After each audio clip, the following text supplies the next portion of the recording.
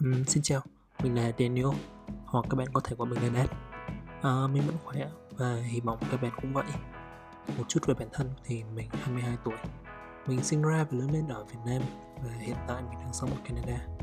Thời gian này thì mình khá là rảnh rỗi và vì rảnh rỗi, mình xin chia sẻ một số món ăn mình rất thích.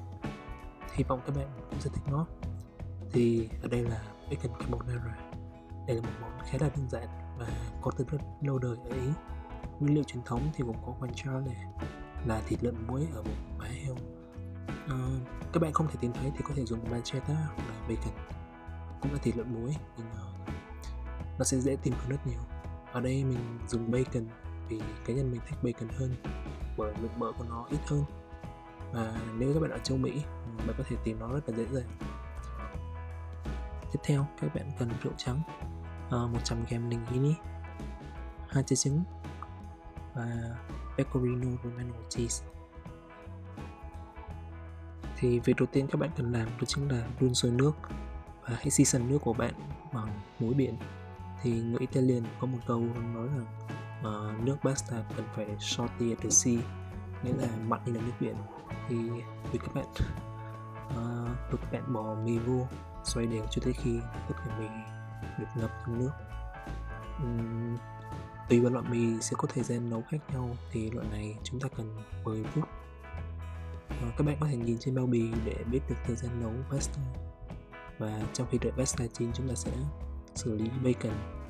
Thì đối với bacon loại như thế này, mình sẽ cắt nhỏ ra thành từng sợi. Thì càng đều sẽ càng tốt hơn.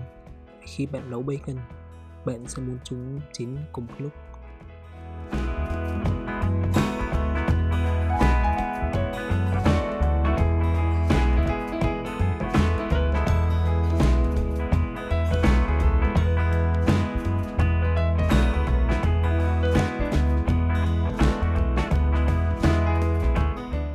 Tiếp theo chúng ta sẽ xử lý đến phần sốt của carbonara.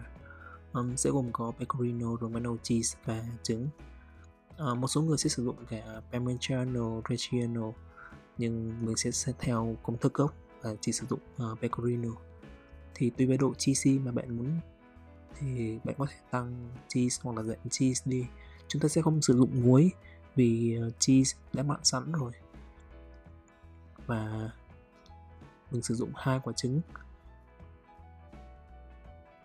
Tiếp theo bạn có thể thêm tiêu và khuấy đều hỗn hợp này cho tới khi cheese và trứng được trộn đều vào nhau.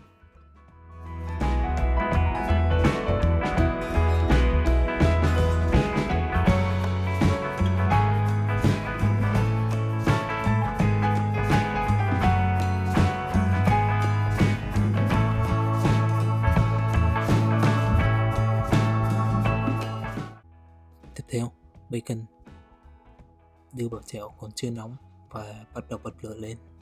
Như vậy phần fat sẽ được đưa ra khỏi bacon và tạo thành dầu.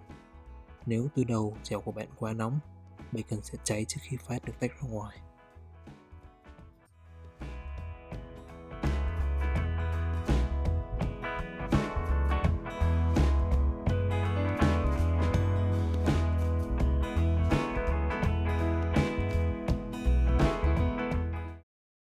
Giờ bạn thấy mỡ đã được chảy ra khá là nhiều. Đó là lý do từ đầu các bạn không phải dùng chút dầu nào cả. Thì người Roman xưa kể rằng những người đi chăn cừu họ không thể mang theo dầu ăn đi làm, nên họ đã dùng thịt heo muối để thay thế cho dầu ăn. Và từ đó hương vị cũng nhiều hơn là dầu ăn thông thường. Nhưng điều này cũng đồng nghĩa với lượng cholesterol sẽ khá là cao. Và khi thịt đã vàng đều như thế này, các bạn sẽ thêm vào rượu, xoay đều và để rượu bay hơi hết đi.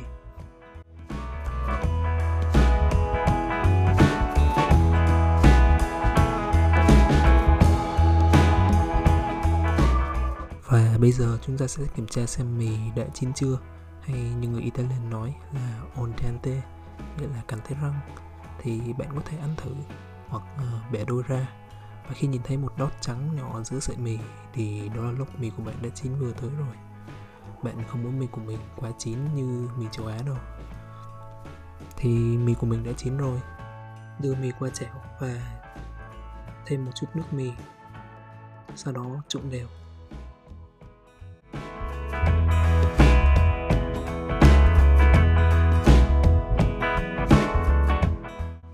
Và đây là bước khó nhất của carbonara. Bạn sẽ để chảo nguội đi một chút, rồi sau đó mới đổ trứng và cheese bạn đã chuẩn bị sẵn. Nếu để quá nóng, trứng sẽ chín và trở thành trứng xào. Bạn sẽ không muốn điều đó xảy ra đâu, nên hãy chú ý ở đây. Sau khi đổ sốt vào, hãy trộn đều mì với sốt. Bạn có thể thêm cheese nếu cảm thấy hơi nhạt, nhưng mình cảm thấy hơi nhạt nên mình đã thêm một chút cheese. Và sau đó sẽ trộn đều.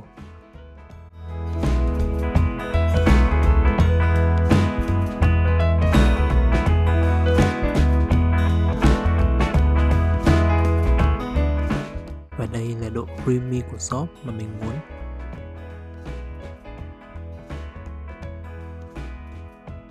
Để trình bày, các bạn hãy xoay mì vô đồ gấp của mình để tạo chiều cao cho mì.